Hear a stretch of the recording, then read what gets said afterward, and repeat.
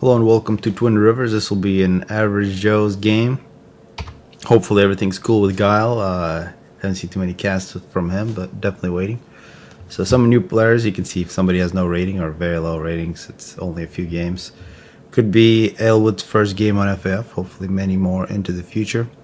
Big thanks for sending me this game, and I am definitely not against casting all kinds of games. So if it's interesting, I'll definitely cast it. And before this battle gets on the way, I gotta see, there's some air here. I'd like to really ask people to promote this game, unlike all the games that you may be used to or maybe not used to. They're promoted, new releases are promoted just by the way that the whole structure is set up. For example, Steam and all those other websites that promote games. It's all about new releases because that's where they can make the revenue and all that stuff. A game that's ahead of its time, back from 2007, that's been built up over the last 7 years, is just not going to get any coverage unless it's from people like you. And that's exactly where we are today on FAF. It's probably the second biggest real-time strategy after StarCraft, because it can't compete with Blizzard. Only because people promote this game, and it's really up to just regular people talking about it. So I'm done with that part. Let's look at the game. We see Destin. Interesting names. Break Those Cups, Buck, Destin, Electric Node. Tipsy Monkey in the back here. Tipsy Monkey's gonna take Aeon. One thing you do. Oh wow, this bomber. Early bomber from Destin is gonna make them noobs pay. See if that works. Very interesting strategy on the PGens. One thing when you look at some newer people play, you notice how they design their base and they don't take into account the travel distance of the engineers. And for example, here the ACE didn't need to walk all the way into the trees and build. Could have been building these things around there. So you want to not. Your first priority shouldn't be how pretty the base looks. It should be how well the engineers move around. And this is interesting. A nice aggressive Mantis from Break Those Cuffs. So it looks like Buck will be the primary target. His first victim is a scout. See, I hope. Yeah, I might have to turn down the game audio later. See how many bomber kills this bomber can get. One kill so far. The ACU also very nice move from the Mantis. It forced the ACU way out of position, although the ACU did get the kill. And yet another bomb from Destin G. That really sucks. You can see pigeons that are all next to each other. 3 bombs on that, and it's over. Anti-air turret started by Buck. Let's see if that gets targeted. It'd be great to target that. And Destin G just might see it and walk somewhere else. Elsewhere, we are seeing groups of mech marines pressuring electric node. Also a group of mantis. So Aylwood, even though it may be his first game, doing quite well. 2 kills so far on the bomber for Destin G. He's gonna run away just in time. So far, from what I've seen, I like how Destin G plays with his bomber, except his base definitely wasn't optimal. Monkey, please. Oh, Tipsy Monkey. Sorry. I don't know why that was Monkey, please. But has great targets. Oh wow, what a target. That sucks. I apologize. This bomber got 7 kills, absolutely dominating so far the unit of this game. We're also seeing small battles here and there. And Break Those Cuffs has taken the lead in grabbing the top island fairly quick. It's only before minute 5. It looks like that bomber, after getting 7 kills, has been. Oh no, it hasn't been. It's still off the map. Oh my god. 11 kills now. I apologize. I don't want to kill mass ejectors. There's much better targets. Looks like some tech to mass ejectors from Tipsy Monkey. And on land, there was some small skirmishes, but nothing big has happened. Really, the big development is grabbing the top island for the bottom team, and all these bombs. 12 kills now. And amazingly, these interceptors, they're in position. That's another thing you might see from your players. In most other games, the units, once you make it, they have a lot of automation. In this game, you have to basically tell the unit what to do. It has its own way of doing things, and you have to know what it is, but you won't get the units to do things. Like, these are patrolling, they're not going to take care of that bomber for you. You have to tell them to either patrol here or go attack the bomber, because maybe you want them to patrol here because it's more important. So Supreme Commander really allows you complete control. Looks like a little bit of an assault. And another thing, if we actually look at both these teams in a second here. Oh, nice, interesting gesture. When is that gonna die? 13 kills. Monkey, please. Tipsy Monkey. Ah, jeez. The pain. I'm willing to predict this. Yeah, that Jester is gonna die from that flag. That neither. Oh, actually, Break Those Cuffs has very good looking radars. Very nice radars for the bottom side. See if that's a primary target. Should be killed immediately. Buck. No radar whatsoever for the top side. So they have no idea what's happening in most of their bases except where they have direct visual. That's another major thing to do. And something that newer players can easily do. Make scouts, make radar. Make your life a lot easier. And another thing you might notice is the number of factories is quite low. Typically people make many more factories. And big upgrades. Also, you don't want to upgrade 2 mask extractors at a time like this. Aylwood has destroyed his economy. You can see this is not quite what you want, but he is wasting quite a bit of power, which is helping his team. A drop now from Break Those Cuffs. So far, Break Those Cuffs and Destiny have been the 2 most impressive players. I think the top side, they do have true noobs with Tipsy Monkey and Aylwood. Although Aylwood, I really like how he's playing. He's got a Tech 2 ACU up front. His biggest mistake really was the simultaneous upgrade, but now his eco should be one of the better ones. And he's gonna do a PD creep with T2 PDs. It's always good. If you're in this type of situation, you probably want to first kill those units, then establish the PD. A mistake from Electric Node that he's not using his AC up front, although his AC is also on Tech 2, getting Tech 2 power. And what looks to be a major assault and a successful drop on Tipsy Monkey, losing the Hydro. That sucks. He needs to...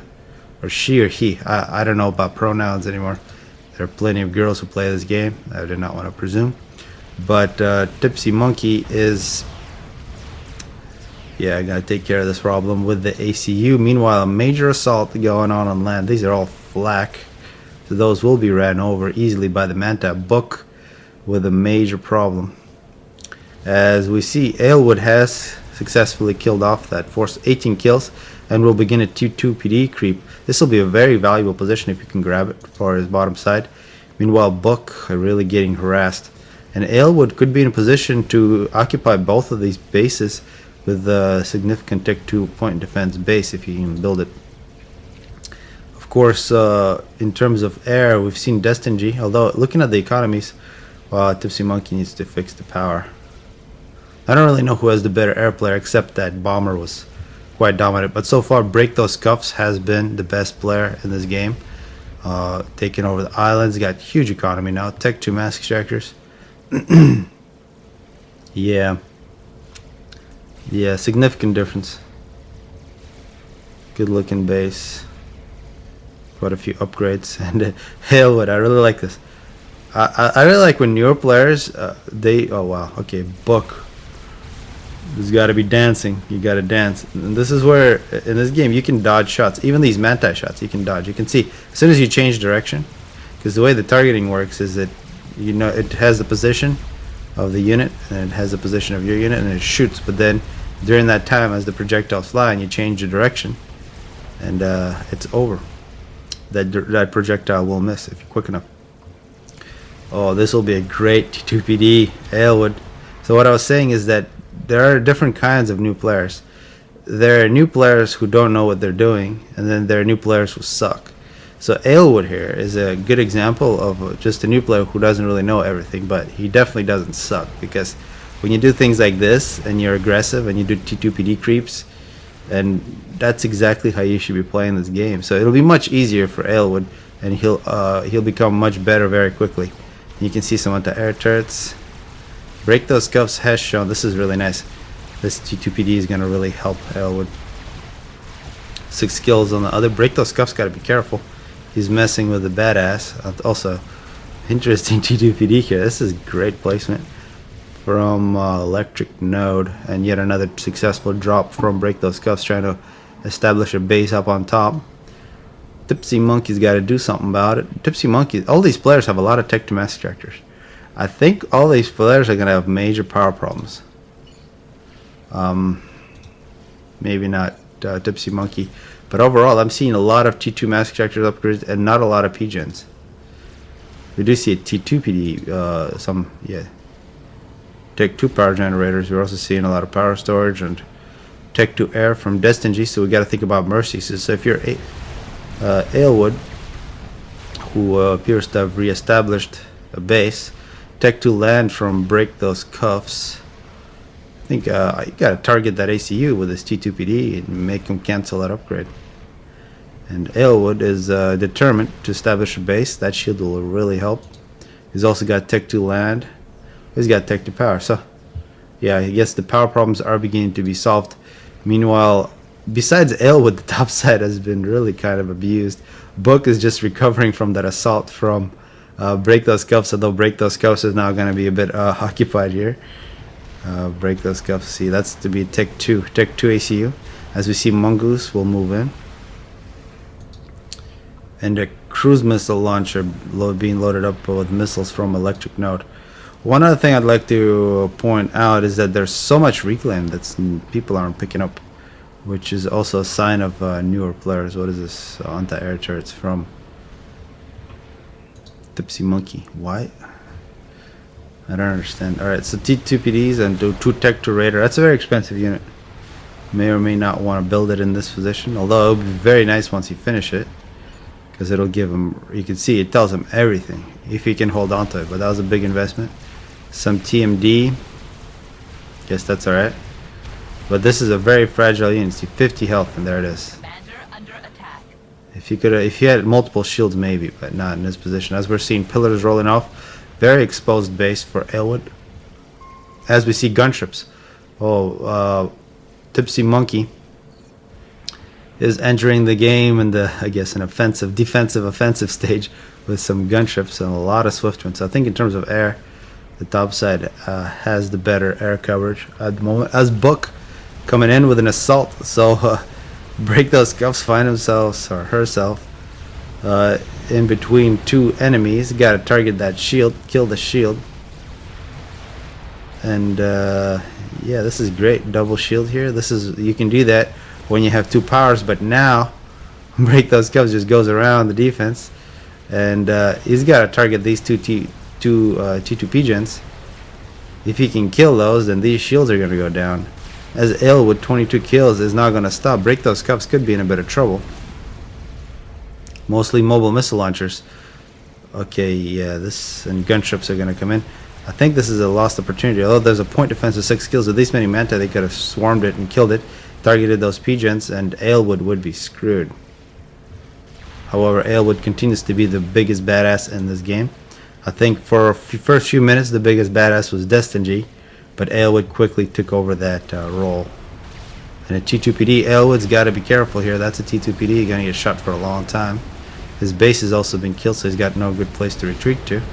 I think Break Those Cuffs has done enough to save himself. If Aylwood probably wanted to get a draw, he could have pulled it off, but why would you want to do that? Oh, that's a cruise missile launcher. Wow. Electric Node swinging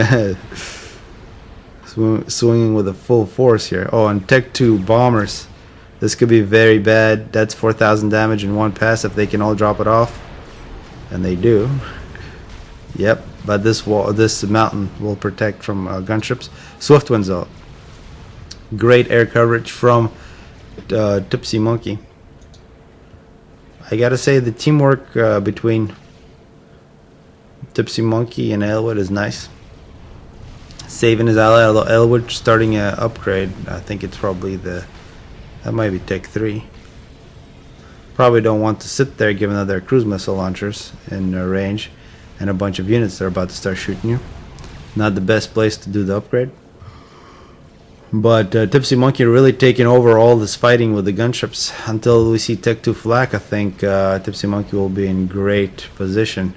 One thing to note though, this top island unopposed. Oh man, Tech 2 mask extractor, Tech 1 mask extractor with mass storage. Not what you want to do.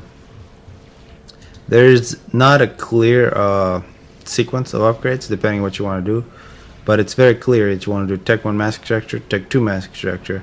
But then after that, you can either go mass storage or Tech 3. Usually you want to go Tech 1, Tech 2 mass storage, Tech 3. It's correct in almost all cases. Cruise missile launchers from Book.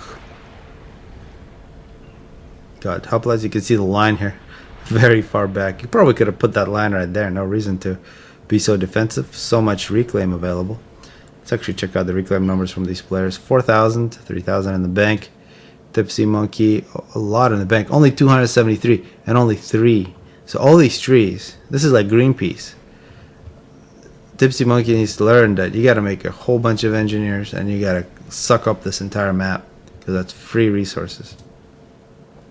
Buck 558, also not very impressive given all the battles that has happened. Destin G 2000, a little more. You can see the trees are kind of disappearing. Electric Node 1600. Yeah, there's also some opportunities, especially this, the old base from Aylwood. You gotta have swarms of engineers just grabbing that. And Aylwood 3000. Aylwood's so far my favorite player. Was pushed back by the combined efforts of the top side.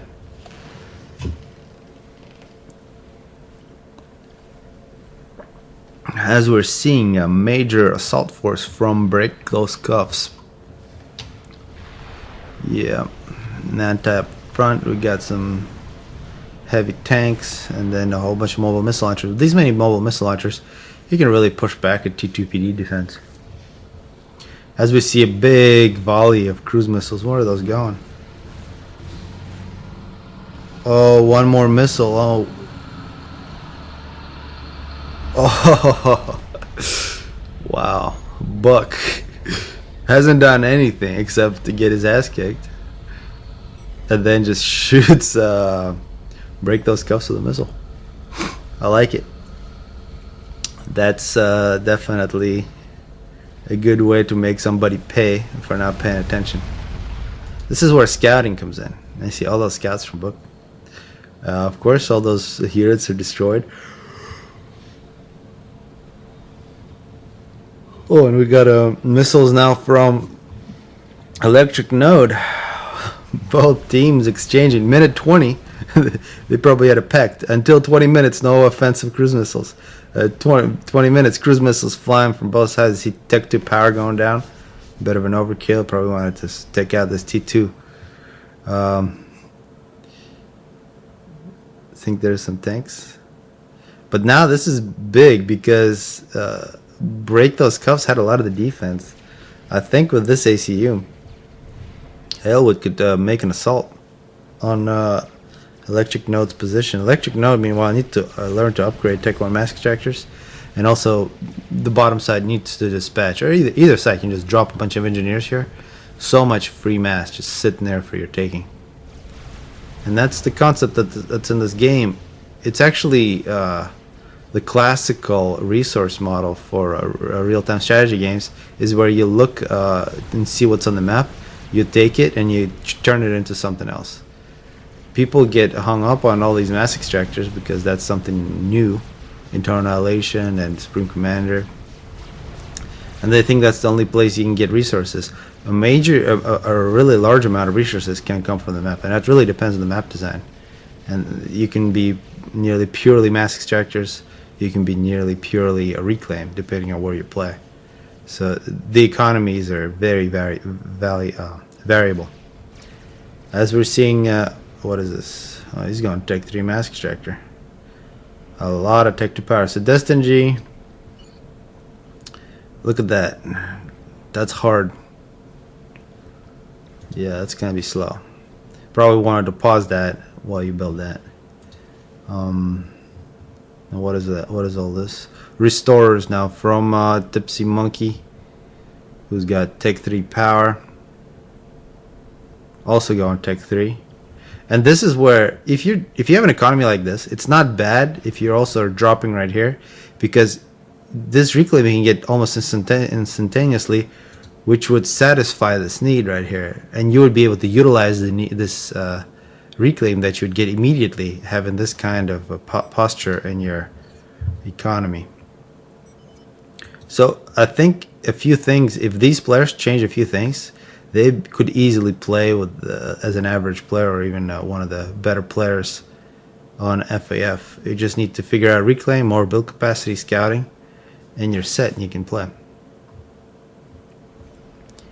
Aylwood, especially Aylwood, I think is going Tech 3 on the ACU, which might mean we're going to see Tech 3 PD creeps. Oh yeah, whole bunch of toys. Is that the Tech 2? He's going Tech 3. Okay, Electric Node is getting a Tech 3 radar. Think about Tech 3 radars. That's probably going to take up... it's going to take 2,000 power to run it. It's a very expensive proposition. So this produces 2,500. So 80% of that PGen is going to be taken up by the Omni. Of course, the Omni will give total radar coverage of this entire map. As we're seeing assaults Tech 2 on Tech 2, the Mongoose. Oh, nice point defense here. This is where the unit composition here should be, I think, 100% Ilshevas, maybe a few RDs mixed in. And Ilshevas versus Mongoose. Ilsheva is much stronger. Mongoose have the advantage of range, but here the range isn't being used. And without proper micro, the Ilshevas in close range will absolutely demolish. We saw the numbers were for Aylwood, but he did not micro correctly. But that did leave a whole bunch of possibilities for reclaim.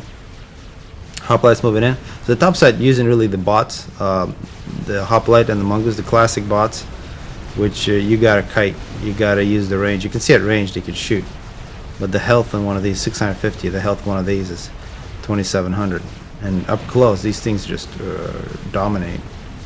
Ooh, Tech 3 transport from Aylwood.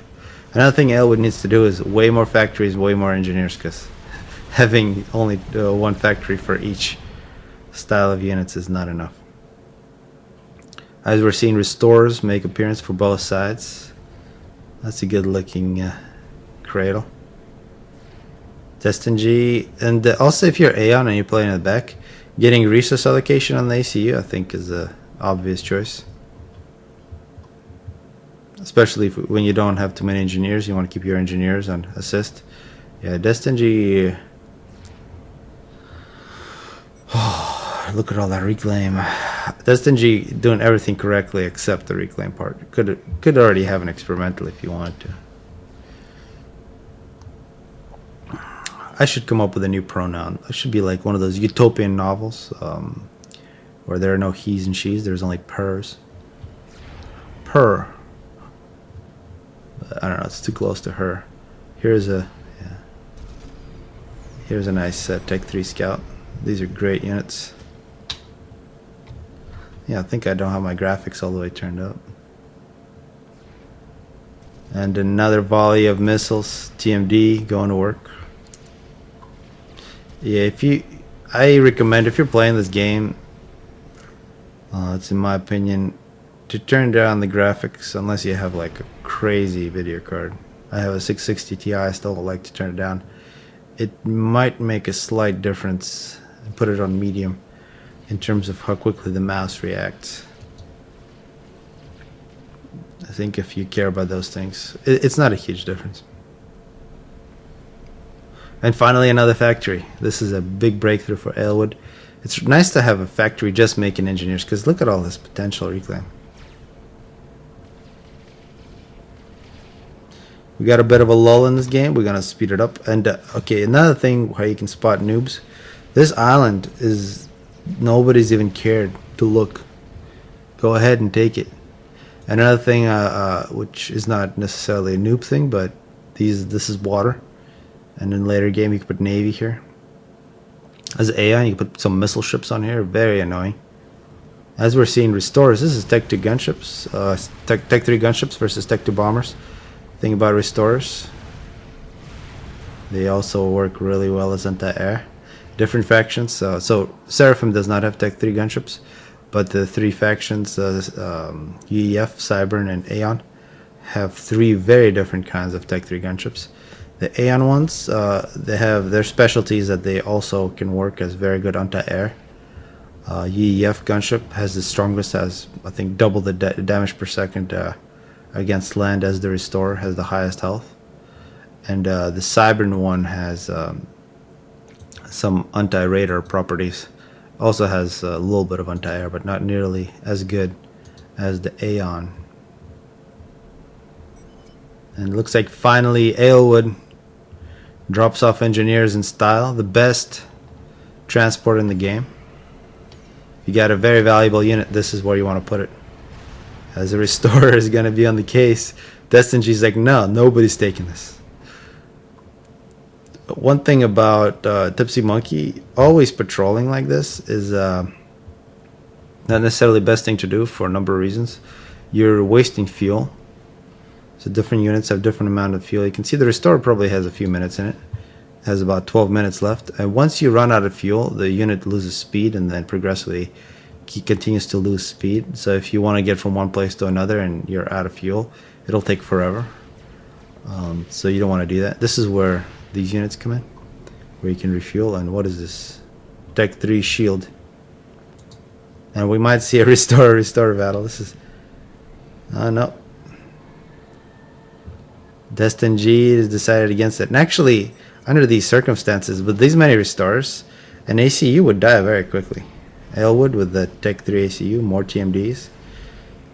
Tech 3 power, yeah, not very safe. Also some ASF from Aylwood. And Buck nearly done with a spider bot, while Electric Node is nearly done with a chicken. So we're in this experimental stage, also readying a major drop. Seraphim Tech 2 transports, the second best transport in the game. Seraphim are known for very good transports. Their Tech 1 and Tech 2 transports are better than the counterparts. Restore and Restore battle. Some ASF come in as well. ASF, this is the primary anti-air plane. How effective it is very much dependent on the micro. So if you just do this with them, they're gonna get destroyed by the Restorer, as you can see. Micro in this game is absolutely huge. As we see a Spiderbot make it to the front, it's like people talk about this game and they say micro, macro, it's all macro. Everything in this game is just much more important than in other games because there's no automation at all. So you can make a unit much better than it is. There's a lot of freedom. An anti-nuke in a very precarious position for Aylwood. I think the top side needs to do some scouting. Those Tech 3 spy planes need to go in, because this right here, a lot of new players, this is what they do. They produce, oh finally, nice, good looking scout, thank you. They make an experimental and they feel like it's such a powerful thing, they throw it in and then it dies, just as we see. You want to always scout ahead, as that spider could have been extremely effective because it's stealth. If you go through here and sneak up, that's one of the sneakier experimentals in the game. But if you just throw it in directly at another experimental with supportive oh, okay, so that's the end for Aylwood. Oh, my favorite player in this game has left the building, as we're seeing a massive drop from Electric Node. And this chicken, together with these restorers, I don't think it's going to be stopped. As we see ASF thrown in. Yeah, this is one of the reasons restorers back in the 3599 days, back on GPG.net, was the most dominant unit. It was basically, you didn't do anything except restorers late game, which made the game quite boring. That is no longer the case, but they still have their properties, especially when you make a whole bunch of them. Like here, they're very dominant. They do have some counters. Those counters are the Tech 3 anti-air and Tech 2 flak, also cruisers. But here, this is just not enough. This is great combined assault on Tipsy Monkey's base, dropped together with the restores. So yeah, if you don't counter the restore, you're not going to be successful. You see cruise missiles being launched at the chicken. We're also seeing some Tech 2 or Tech 3. Ooh, that was a nuke almost finished. We're seeing some whalers. This is the Cybern Tech 3 gunship. It's a good, very nice gunship. And this chicken, you can see it's being regenerated. It has no veterancy, so it's regenerated quite slowly. Looks like it will come in from the back. It avoided all the T2PDs. Good move from Electric Node. And I think this game is coming to a close. I'd like to say thank you to all the players, and thank you for sending me this replay. And a couple things, if they just change a few things, and if I had to point the biggest thing out, it would be reclaim. And if Book, is he gonna overcharge? Doesn't look like it. Oh, he's gonna kill the chicken, and he's going to get killed by the firestorm. You don't want to walk through that. If these players made more factories, made more engineers, and attacked the map, imagine that you're trying to reclaim the entire map, especially the battlefields. So when you're about to have a battle, you want to have a guess about what will be the outcome.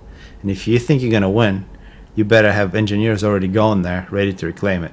If you think you're going to lose, you probably want to retreat and have the battle elsewhere. You got to have that type of mindset. But otherwise, some really nice bombers in the beginning. Aylwood with a badass ACU. Excellent snipe from Buck. And then at the end, it was basically a restorer competition. That's how it seemed to me. With a few lost opportunities. I think that Spider could have been much better. Aylwood, even though he was a badass, he was, I think, kind of lost making random units in his base. And hopefully people enjoyed this one.